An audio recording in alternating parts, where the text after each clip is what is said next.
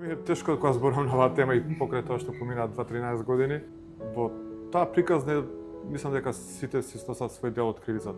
И управа, и газди, и играчи, и тренер. Тоа беше еден сплет на околности што се случија во краток период, поготово и за мене, што ја го сакав и бев спремен и да играм и за помал сепарено, сепак се случи тоа што се случи. Да, бевме на чекор до Final Four. Манасков, Војлевски, Мојсовски, Атман, Борозан, Миркуловски, Циндрич, Вугринец, Липовина, Ѓоргиевски, Џукич, Марсенич, Димовски. Телониф освоја после со Вардар Лига на шампион. Да, Станиш на гол, така да таа екипа мислам, ајде не кажам зарегантирано Final Four, но сигурно четвртфинале ќе игравме како и претходните 2 години што игравме. Токму таа година каде што се деси распадот, ќе беше година на Металург по моје видување, а исто така и Вардар беше екстра јак таа година, значи ќе имавме едно дерби до сега на ранг на Бундеслигата, Кил Фленсбург да кажам. Се случи тоа што се случи распадот.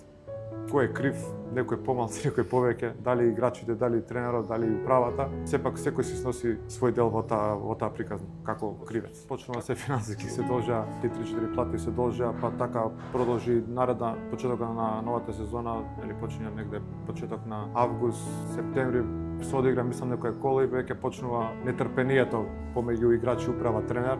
Се деси тој штрајк што се деси, по мене дали оправдано или неоправдано, може требаше да се издржи до крај, све со цел на спортски успех, но сепак потоа се вративме, нели доигравме уште некоја утакмица, се влезе во уште поголеми долгови, но трпението е на мало ниво и февруари веќе си замина повеќе дол од Станчите замина. Мислам Станич замина прв, така да тука се виде веќе дека ќе паѓа и квалитет и дека нема иднина да кажам понатаму за големи успеси.